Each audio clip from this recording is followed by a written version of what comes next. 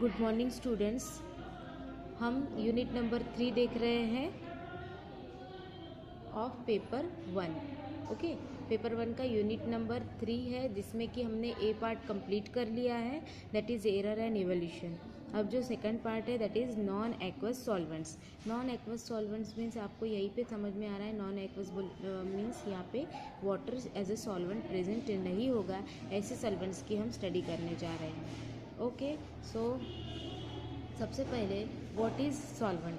Solvent क्या होता है? Okay, the liquid which has ability to dissolve another substances that is called as solvent. Means ऐसे substances या फिर ऐसे लिक्विड्स जिसमें कैपेसिटी होती है to dissolve another substances that is known as solvents. अब सॉल्वेंट्स होने के बाद सोल्यूट क्या है? सॉल्वेंट में क्या डिजॉल्व होता है? सोल्यूट डिजॉल्व होता है। तो सोल्यूट ये है कि जो एबिलिटी रखता है that is to dissolve, get dissolve in solute, that is they get dissolved in solvent that is known as solute, and the combination of solute and solvent that is known as solution. Okay, solution is a homogeneous mixture which with solvent as continuous phase and solute as discontinuous phase. Okay, solvent जो होता है as a continuous phase होता है and solute जो होता है as a discontinuous phase होता है। Most of the chemical reactions are carried out in the solution form. हम देखते हैं मोस्ट ऑफ द रिएक्शन जो होती है वो सॉल्यूशन के फॉर्म में ही होती है। कुछ ऐसी बहुत कम ऐसी रिएक्शन होती है जो कि सॉलिड फॉर्म में या गैसियस फॉर्म में या फिर गैसियस फेज में हो सकती है। Okay, so most of the liquid phase reaction solution को इन्वॉल्व करती है, hence solvent plays important role in chemical reaction. They have dual function to carried out. अब हम यहाँ पे सॉल्वेंट के फंक्शंस देखने वाले हैं जो कि ड्यूअल इन नेचर है।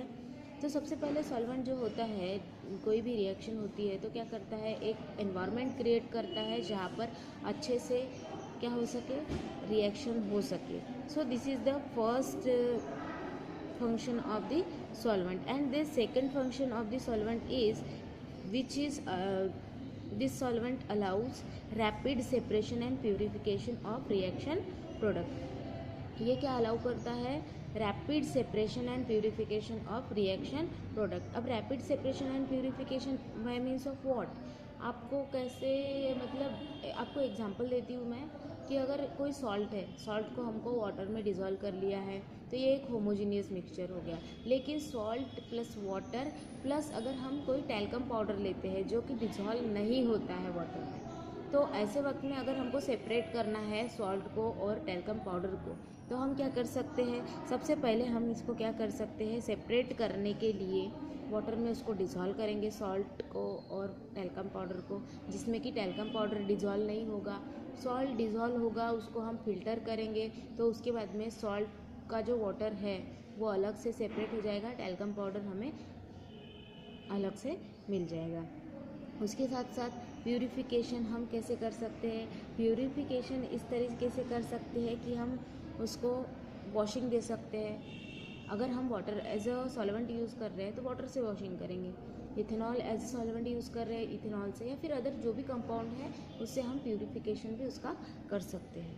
ओके, तो सबसे पहले हम यहाँ पर देखेंगे क्लासिफिकेशन ऑफ सॉल्वेंट्स। हम सॉल्वेंट्स पढ़ रहे हैं। Solvents is very important to carry out the reaction. कोई भी रिएक्शन कैरी आउट करने के लिए अगर लिक्विड फेज में है कोई रिएक्शन हमको कैरीड आउट करना है तो वहाँ पे सॉल्वेंट जो है वो बहुत इंपॉर्टेंट रोल प्ले करते हैं।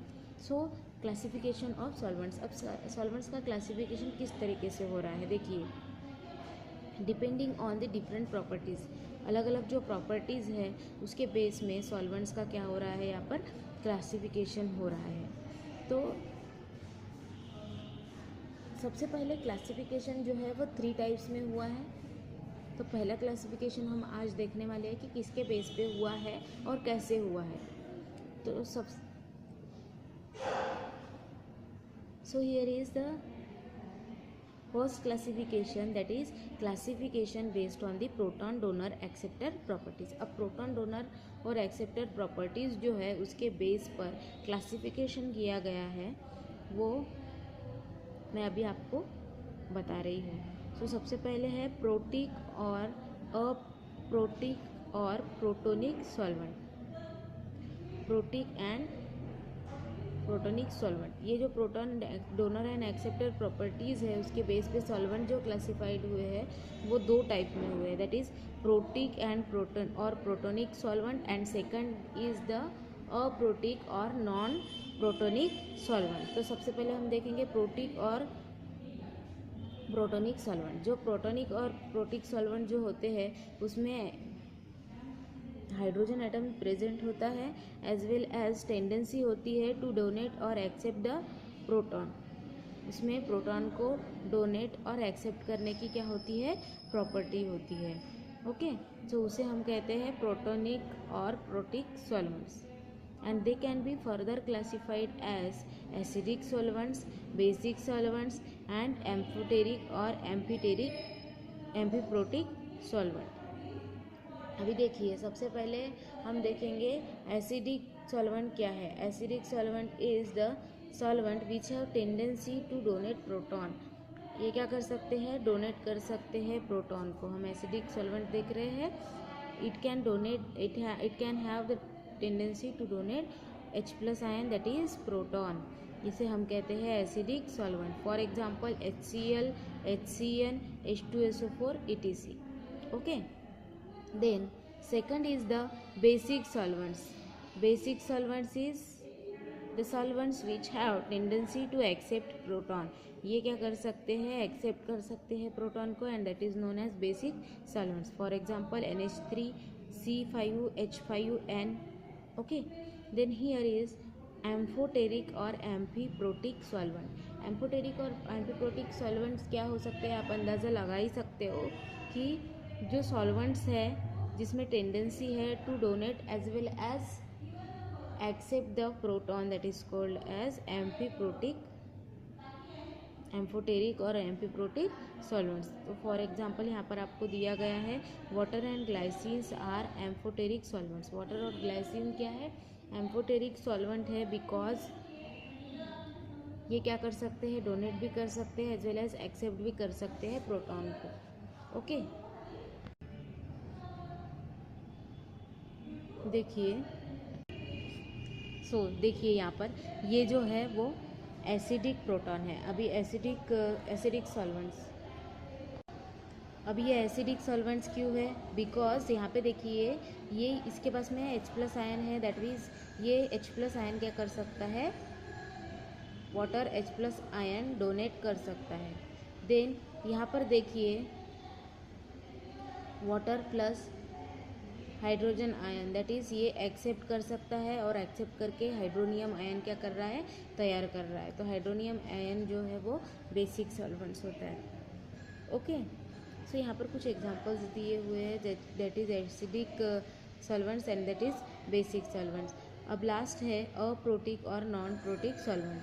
अब अप्रोटिक और नॉन प्रोटिक सॉल्वेंट्स क्या है, देखिए ऐसे कोई solvents that is the solvent which may or may not have hydrogen atom in their formula but do not have the tendency to donate proton are called as aprotic or non-protic solvent. For example SO2, C6H6, CHCl3 etc. Aprotic और non protic solvents क्या है, अभी aprotic और non protic solvent वो है जिसमें hydrogen atom जो है वो हो भी सकता है या फिर नहीं भी हो सकता है. ओके. लेकिन उसमें टेंडेंसी नहीं होती प्रोटॉन को एक्सेप्ट करने की या डोनेट करने की, that is known to be aprotic और नॉन प्रोटिक